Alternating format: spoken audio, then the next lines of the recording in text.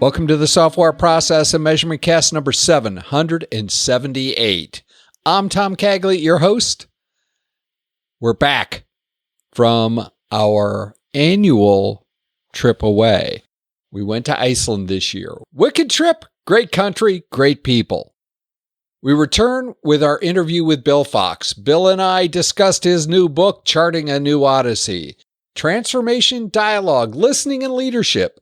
The conversations Bill and I have had over the years always leave me in a better place.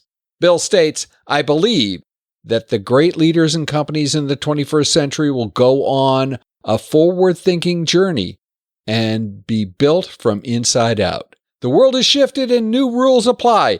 It used to be that you would win by managing change, following best practices, working harder, or even smarter. It was the age of industrial thinking and people as profit-producing units. No longer. Today, are you ready to chart a new odyssey? It's time for the discussion.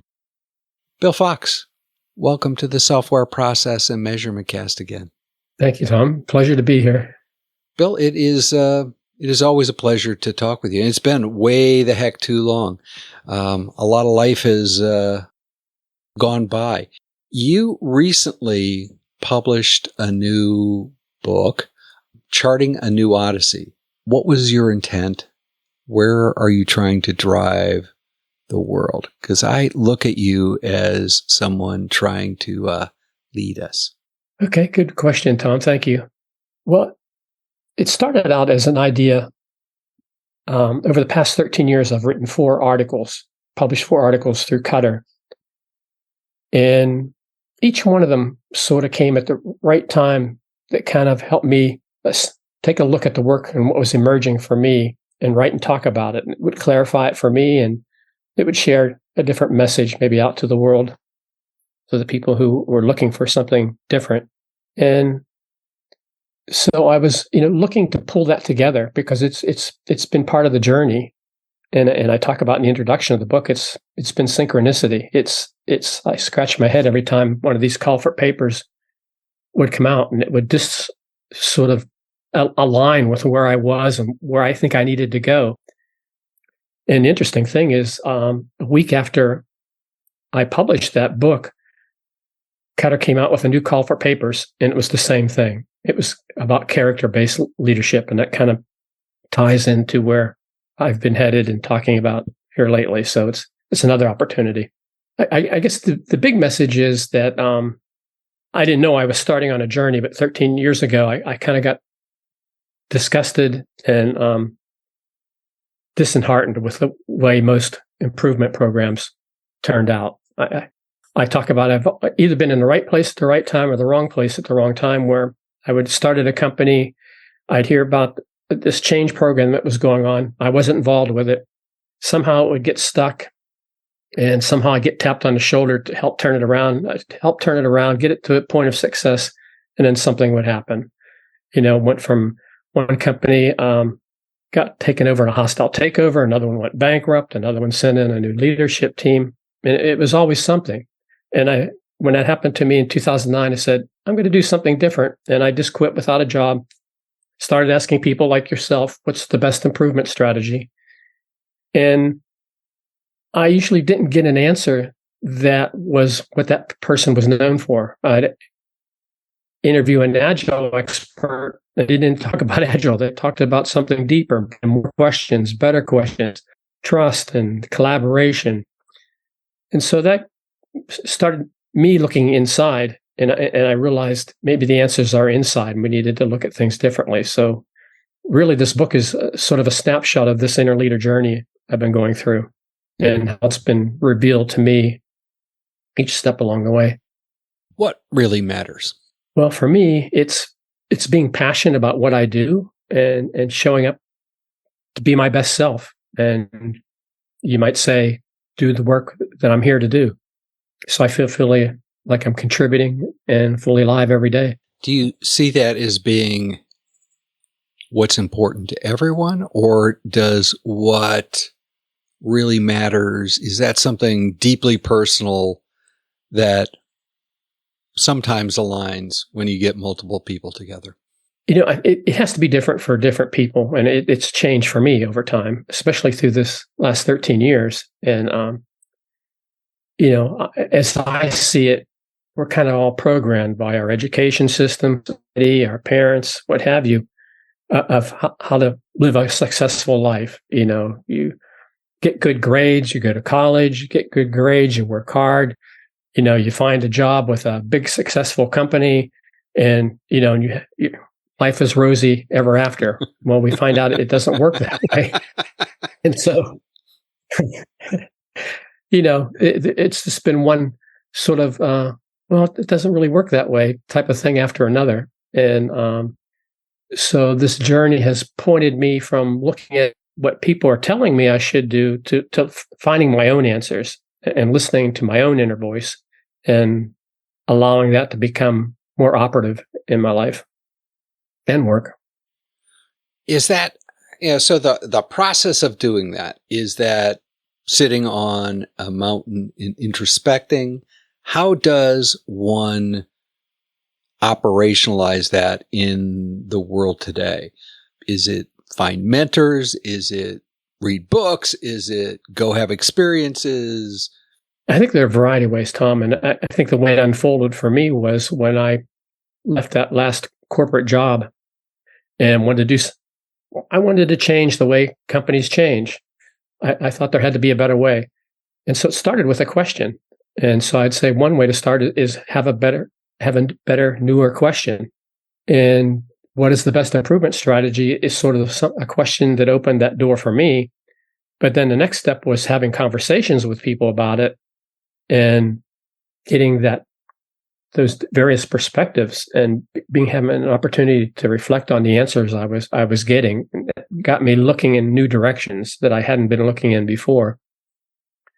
Then along the way, there are various other things. There are ways to go about releasing bad emotions and your reactions and become less reactive in the world. And a big one for me was gaining a new understanding of how the mind works, how getting a better, clear picture of how what we think shows up in our reality and making that connection and realizing that voice in my head that was always playing, that it didn't need to always be like that, just being aware of that voice and allowing it to quiet makes the mind more space for you to hear things, yourself and others as well. That was really a big change for me. And, it goes even deeper than that to the core of ourselves and what that is, and usually quite different than who we think we are. I guess I wouldn't be surprised if it makes us, if we are different than we think we are. I think people have a very hard time really understanding who they are. The idea of allowing quiet in today's corporate world, or heck, even in most people's home life, they're running around with, their iPhone stapled to their face. I read an article about digital addiction again the other day. Maybe I'm digitally addicted because I was up reading that at 2 a.m. Perhaps when I should have been sleeping. Who knows, right? Physician, heal thyself kind of thing. How possible is it really for someone who isn't as self-aware as you are, as strong as you are, to find that quiet space or that time to be quiet? I think everybody has to find their own way to get there. Maybe it's meditation. But for me, I guess reflection, higher perspective was a lot of it as well. As you know, years ago, I used to fly all the time and take pictures of what I experienced up in the air.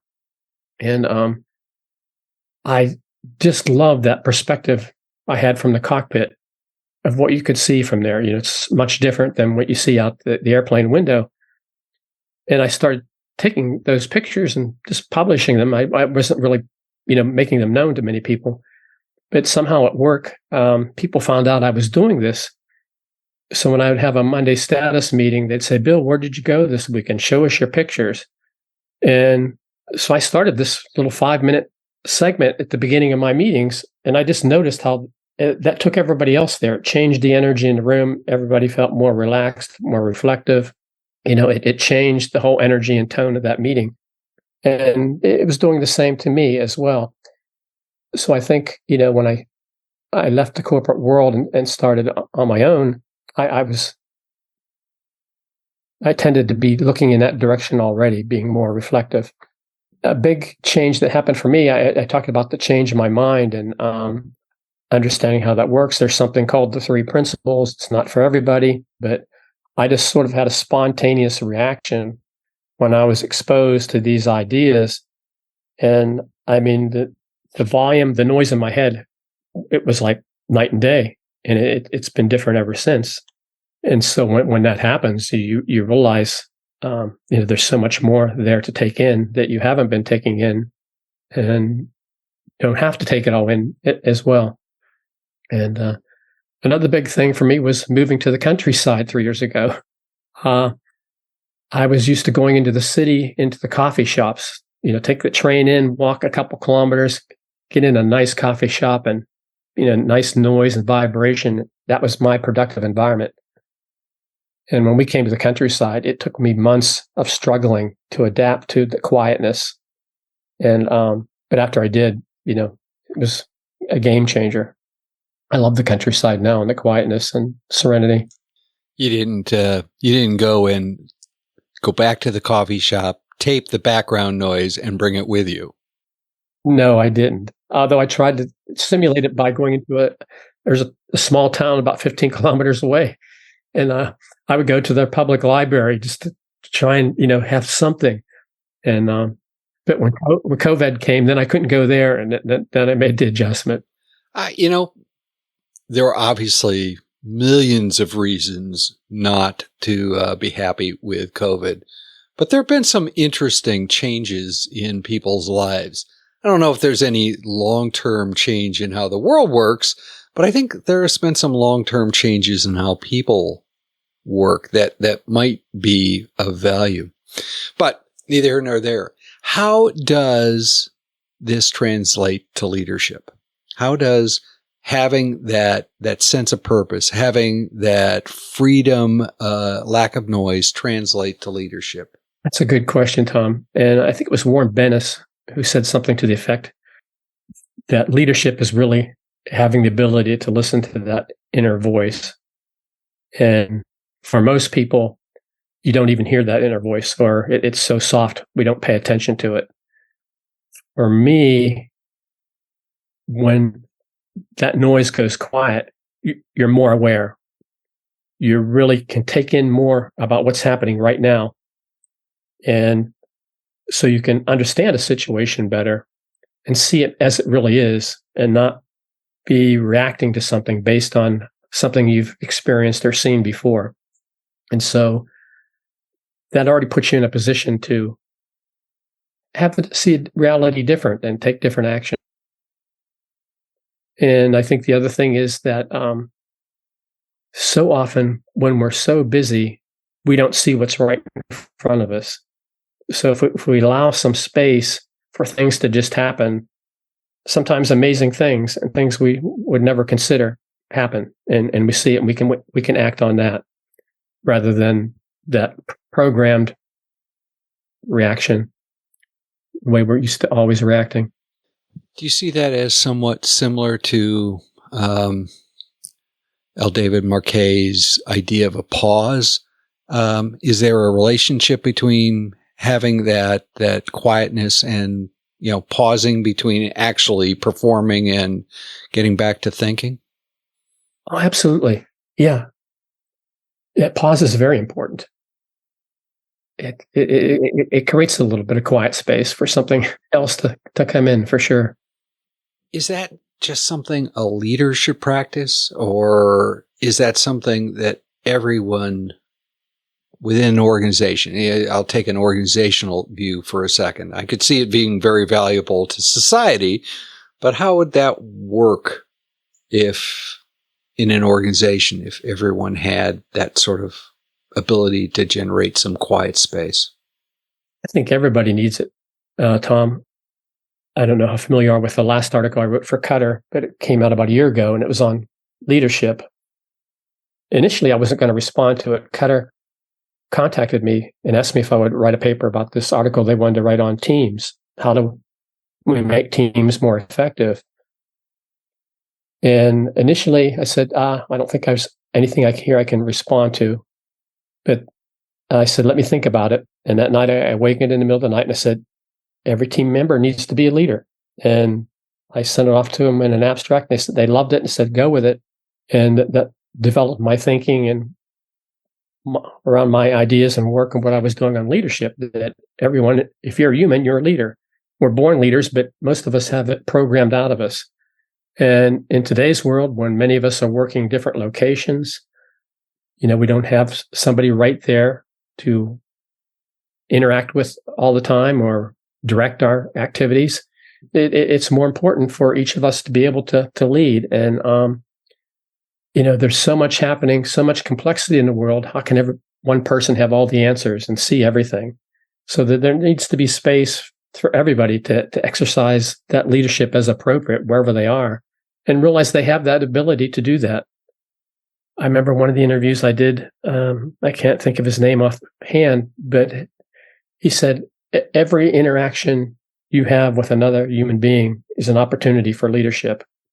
So instead of just, replying a status, what have you, take that position. How can I be a leader in this interaction and, be more, accomplish more for everybody in that interaction? How do you define leadership? I wouldn't say I have one specific definition for that, Tom. There's so many really good ones. But for me, I think bottom line might be being my greatest self that I can be and inspiring others to be and do the same at the same time. I always wrestle with the idea of everyone being a leader. And I think on the surface of it, that makes a lot of sense to me.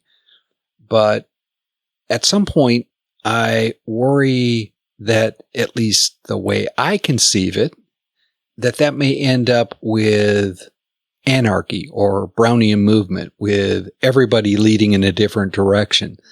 How can greater things happen? How can, big visions actually be translated if everybody is a leader? Yeah, that's a great question. And let me think about how I want to answer it. But when we take the inside journey and become more aware of what's going on inside, we're connecting it beyond just the conversation back and forth. We're tying into a bigger consciousness. And I really kind of came aware of that through reading Joseph Jaworski in his book Synchronicity, where he talks about in college where there was a terrible tornado in Texas, and he came out of the crushed building, and a number of them gathered together and just started rescuing people. But he talked about nobody was in charge, but everybody knew what to do. And that was sort of at the heart of his leadership exploration. How does that happen? What enables that? And that gave me some insight. When I was in the Navy, in the nuclear submarine service, we faced a really dire situation one time. And everything was just breaking down. And nothing was coming back to bring things back online. And then all of a sudden I experienced where everybody just seemed to know what to do. And, the day was saved. And how does that happen? And so I guess when you undertake the inner leader journey and you begin to understand a different sense of who we are, you can tie into that collective consciousness. And everyone can be leading, but they can be tied into what they call the one mind. You see the birds that gather and they're flying through the air, and they're all, flying in these amazing formations. And in an instant, they all change direction. How is it they know what to do? And many say that we have that same ability and capability to do that. And by tuning in more to our inner selves, we can tap into that type of one mind as well. I think we're a long way off from doing there, but we see instances of that happening. So with everybody being a leader, I think with the type of leadership I'm talking about, it's not necessarily ego-based leadership, it's inner-driven leadership. And with the inner leadership, you're dealing with a pure essence. That's maybe the best way to explain it. As you get closer in touch to that core inner self, I happen to believe we have this inner essence that's who we really are. And this person, Bill, is, an ego, mind-based person. But I do experience and see that by getting closer to that core of who we are, our decisions are more aligned with a greater purpose and a better good. How do organizations tap into that and participate in that in terms of creating something greater than just running the business? Obviously I think that's pretty mundane, but if you're going to do something great, make the next internet. Made something up there. How would they be able to tap into that? Is that find the right people? Is that create the right atmosphere? Yeah, there are multiple approaches, Tom, and I sort of talk about how it emerged for me. And the one way to do that is forward-thinking workplaces conversations and the questions that I ask. Starting to ask those new questions, answer them internally, open them up to people, and having those conversations will get people thinking in a different direction, and they'll see new answers. They'll develop new relationships within the organization based on those conversations. And those conversations themselves can bring about this growth in this direction. The other thing that has happened for me over the last 3.5 years, when COVID hit and the world kind of stopped, I questioned everything I was doing, and I just stopped. And for almost a month, I didn't really do any work. And out of the blue, a leader who had greatly impacted my journey, Marilyn Jacobson, who wrote the book Turning the Pyramid Upside Down, had passed away. And that led me back to her book. And when I went back through it, I said, oh my gosh, her book is just perfect for what's happening in the world these days and, what we're experiencing. And here are some answers. And so I started writing about that. And, it's more interrelated. And I started creating these designs and images to kind of highlight the essence of the idea. I'd never done anything like that before. I published a few, and I got more responses from my subscribers than anything I had ever done. And a couple of them encouraged me to do more. And I said, I don't know if I can do more. So what happened is that for 3.5 years now, I've published an article like that every week. And it's really about my inner leader journey. What are the things that have impacted me? What are the things that have changed me and turned me in that inward direction and influenced who I am and how I work? And so, it's hundreds of ideas and people, and that has now been assembled into what we call these workshops we've been doing. We've been doing them for the last year. We did the first one at Consultants Camp last year, and it was a big hit. But basically, we take these designs and cards, images that I've created, throw them out on the table, and we ask people, okay, pick up one. Which one talks to you? Is it the image? Is it the quote? What is it? And then we go around the room and ask people to talk about it. Why did they pick that card? What does it mean to them? And what we find is that starts a dialogue within the room as people have various different perspectives on these ideas and experiences with it. And the images seem to kind of open a door to even greater conversation. So out of those meetings, these changes begin to happen. And we deal in 6 different areas, from improving our awareness, forward thinking, leadership itself, things around the mind, things about the leadership journey itself, and dialogue. Really practicing that and listening to each other is a big thing. So it was back in 2014, I went to a retreat with Joseph Jaworski, and it was about igniting the entrepreneurial spirit. And what I learned at that retreat was dialogue, as he had learned it from David Bohm. And it was sort of an incredible experience where they help us get quiet. You sit around in a room, and they may have a topic to lead things off, but he taught us how to be in a place where we're truly listening to each other and not thinking about how we're going to respond. And that opens up a different space, and you can get to a point where new answers emerge. And so by making time and space to have these bigger conversations, this begins to bring about the change as well. If you were to try to distill the essence of charting a new Odyssey, what would that distilled message be for the reader? There are a couple different ways I say that, Tom, and I probably have said it better in some of my writing. But one of the things I believe is that the great leaders that we need in the 21st century and the great companies we need will all be created from the inside out.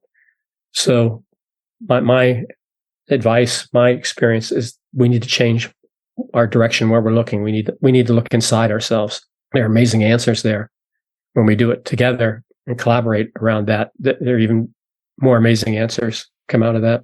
That is, I think that's a very powerful statement. If you woke up tomorrow morning, someone handed you a cup of coffee from one of those coffee shops, but you didn't have to go back and listen to all that noise, and a magic wand, what two things would you change in the business world and leadership world? Two things are coming to mind. I might think of something else to say afterwards. When I was at this workshop with Joseph Jaworski, I shared a story with him. I said, Joseph, something I do at work regularly throughout the day is I will just go take a walk, sometimes through the parking lot, sometimes around the building, inside itself, wherever. But just step away from everything for 3 to 10 minutes, whatever it happened to be, perfect. But I would always find when I come back and sit in my chair again, I'd have new ideas, or I'd have an idea for a problem I was trying to solve. And, it would just show up. And I told him about that. And he said, Bill, if businesses would just adopt that one simple tactic, it would totally revolutionize business world. So I think just creating that space to do that. And that really kind of started when back in 1990s when I taught myself to be a software developer. And I got involved in a project that was over my head. It was totally over my head. And I think they were also asking the software to do something it wasn't capable of doing. But I would get so stuck with a technical problem, I didn't know how to solve it. And I would go in frustration, walk out through the parking lot, and I would come back and I'd have the answer. And even though something, how did I know that? I don't know. I don't know where it came from. But the answer would show up and I'd go on, solve the problem. That has carried me throughout life for many years. What's the second one?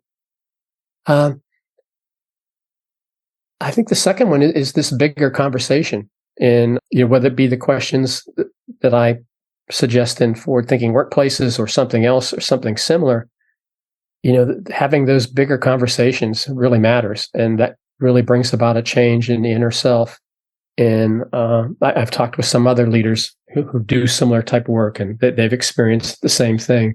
Bill, how would people continue the conversation? How would they find out about you, charting a new Odyssey, forward thinking, all of the things that you do? My main site and priority right now has been something I call Leader One, Tom. It's leader1.org. And that ties it all together and where this work has gone to. And I still maintain the other work.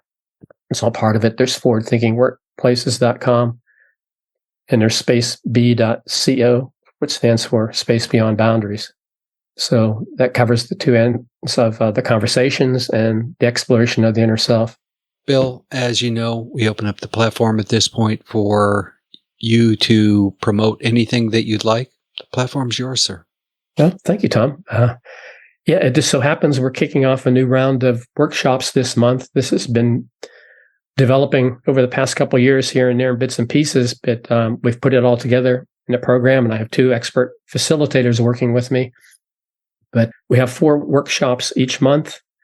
The first one is what we call Leader One Leader, where we work on the leadership and the inner being and growth of the person. And the second week, we have what's a free introductory workshop where people can just get an experience of what we're doing. The third workshop is around what I call Leader One Workplace. This gets around my work at Forward Thinking Workplaces, where I've distilled all the insights from all the 80 plus interviews I've done at Forward Thinking Workplaces. And we focus on those questions and exposing people to new perspectives around things they may not have thought about before, and start a discussion and dialogue around that. And then the fourth workshop is what I call Dialogue on Dialogue. This is sort of something that was revealed to me after I came back from this workshop with Joseph Jaworski. I was trying to explain to my partner what had happened, and they just weren't getting it. And in frustration, I said, well, let me read the procedure they gave us that talks about this. And it quotes a lot from David Boehm's book on dialogue.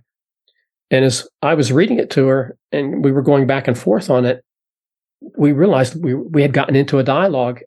And there's a quote from David Boehm's book that when you get into this dialogue, suddenly the truth will be revealed and it'll come from everywhere. And that's what we experienced. And we said, wow, that's pretty interesting. And so what we do in that workshop is help people have that type of experience so they can realize what's possible when we meet and talk in different ways. Wonderful. Bill Fox, it is always an amazing time to have a conversation with you, and I very much enjoyed it. Thank you again. Thank you, Tom. I appreciate the work you're doing and all the support you've given me over the years. So thank you very much.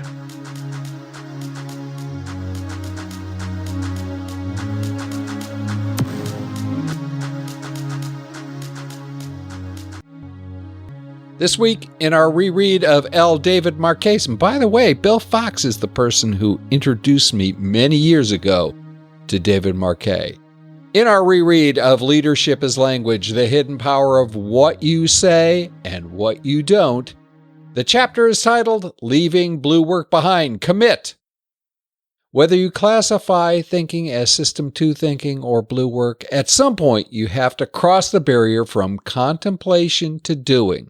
Chapter 5 focuses on reducing the barrier between thinking and action. The process that bridges that barrier is commitment. The author begins the chapter by making the distinction between commitment and coercion. Link in the show note to this week's entry in our reread of Leadership as Language, and a link in the show notes to buy a copy of the book. We really look forward to it. Also, speaking of books,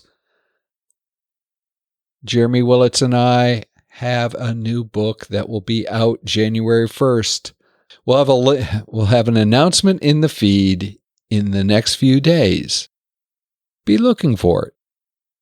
In the next Software Process and Measurement Cast number 779, we'll wrestle with the question, when is prioritization micromanagement?